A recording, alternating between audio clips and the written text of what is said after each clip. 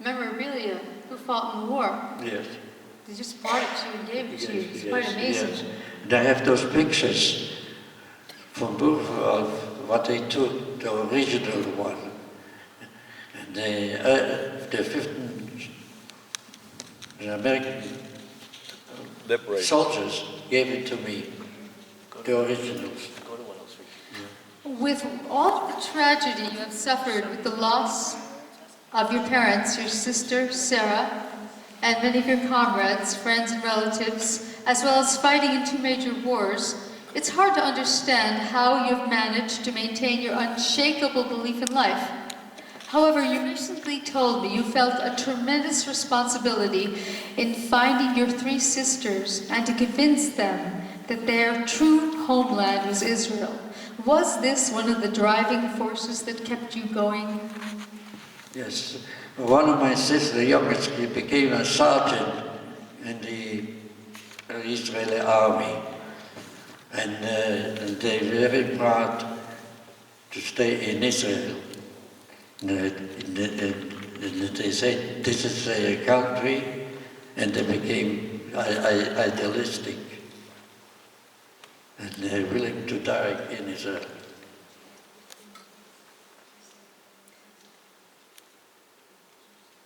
From our previous discussions, you told me that apart from your responsibility you felt towards your sister, you also felt grave responsibility for your comrades who were in need of your help in order to survive. And this is what you said truly kept you from dwelling upon your own pain and suffering. Therefore, would you say that helping others was your salvation? Yes.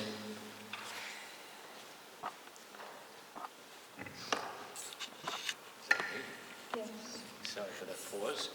Let's see where I am. Yes, okay. Now, the other day I asked you whether you still believed in God, in spite of everything you had endured in your life. And the answer you gave me was that the question was so personal, you could only express those words in Yiddish. Having since translated your words, I would now like to share those words with the audience, with your permission. I have never lost faith in God because I truly believe that all the tragic things that happen to us in this life are part of the Creator's eternal plan to enrich our souls and to ultimately bring everlasting peace to all mankind. Today I thank you for coming. Thank you. And originally we were going to say goodbye, but we're going to have the audience ask you some questions, and then I'll close with something. So if anyone has a question now for Michael, you're more than welcome to ask. Anybody like to ask a question?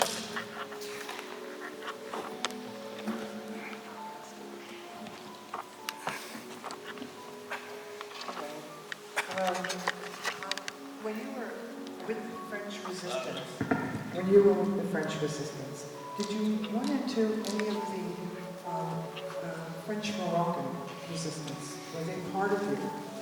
They left the schools in France. They dropped into the resistance. Did you meet any of the French-Moroccan people? Yes, Moroccan people. Right. She asked if he encountered some of the French Moroccan resistance as well.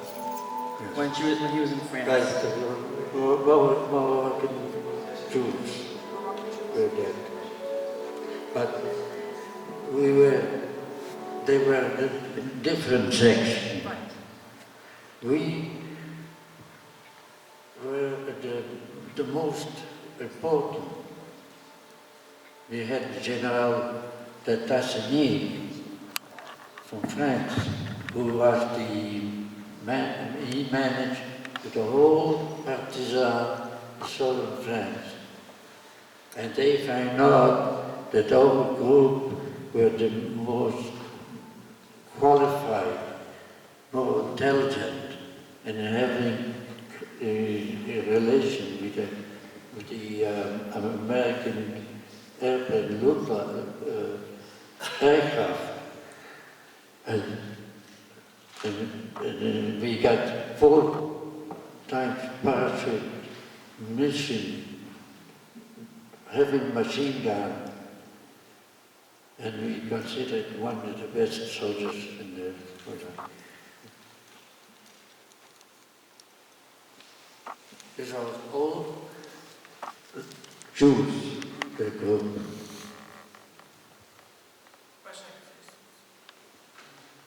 Hi, thank you so much for your incredible presentation. I just wonder if you've ever heard of any survivors of the Holocaust receiving apologies from children of the people who were involved in killing Jews, either children of or directly from people who did it, years or decades later saying, I'm sorry. Did that ever happen? Yes, but I had this store. An officer SS, but it was his uniform was an American, but he killed children and everything. This is your hardware store in Woodridge, Woodridge, New Jersey. You were married in Paramus. A tall fellow, and he has his wife. She wasn't back, and he said, "I respect you," just like that. I didn't shake hands with him, but he felt sorry. Did he buy anything? Oh yes, it was.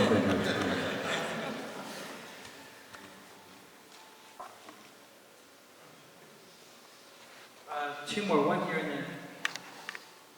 Of course, the question is how we can get the younger generation to really know about this, particularly people who came from other countries where they don't even know about the Holocaust, and so they're not going to learn from their parents.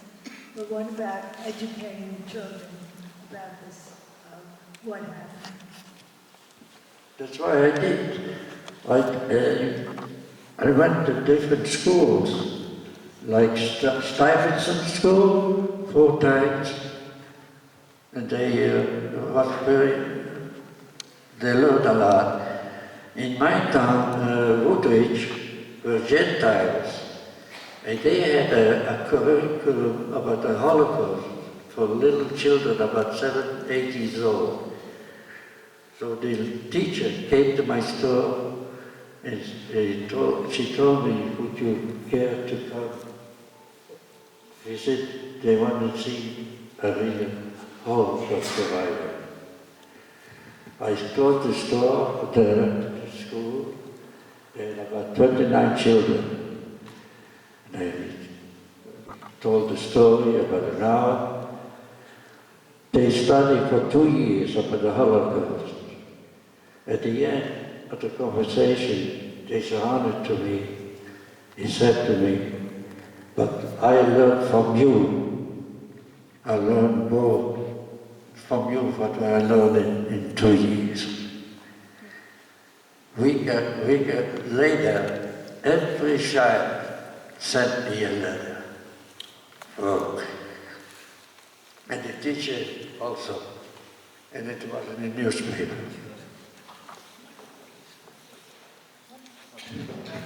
In answer to your question before we close, I wrote something that eventually I will speak without notes. Oh, another question. I'm so sorry. Much more important my speech. It wasn't a question. First of all, as president of the shul, I too would like to thank Mr.Taylor for sharing your life experience with us. Very interesting, very rewarding for all of us to listen to an eyewitness report about so much of what we learn and see and hear. So thank you for being here tonight, and thank you to Shannon and his sister for arranging this very... Wife, sorry about that. Wife, for arranging this wonderfully. I really didn't have a question, but in response to the young lady's question about getting some kind of a response or apology from the children of either German soldiers or German families that participated in the war, there was an article that I read today online about a march that took place on one of the Israeli online newspapers that reported on the march that took place today in Auschwitz. And there was a very large segment of German children and grandchildren, families who, in one way or another, participated in the war effort against the Jews, who felt this tremendous amount of regret and remorse, and really were at a loss to understand how to compensate. So they felt that by participating in this march, along with many others from all over the world, it was a way to demonstrate their sorrow and their remorse of what took place 75 years ago. So just thought that was Thank you. Along those lines, I came across an article that actually shocked me, which Shannon said he was going to find. But it's about the rise of anti-Semitism, which is happening all over the place, more than one would think. It's actually quite horrifying, and actually Michael and I were actually the victims of a hate crime not so long ago, and the police wouldn't even take it down as a hate crime, and I finally said to them, what do they have to do, actually spray a swastika on my body? And I was really getting very angry.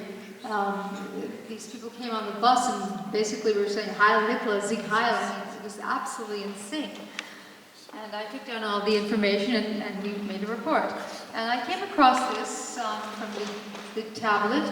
It says Jewish passengers on a Belgian train told to get off at Auschwitz.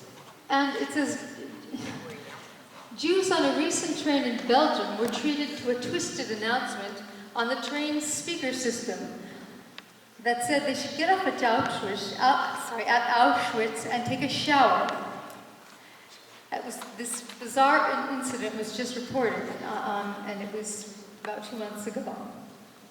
And it is believed, they say it's believed to be the work of adolescents who stole the keys that operate a loudspeaker. The problem is that this incident happened also a few months earlier. These things have been going on. Things like this are happening all over the place. This is one incident that I just happened to come across. The things that I'm sent from my uncle, my father's youngest brother from Florida, are astounding. You can't even walk the streets at a certain hour in France.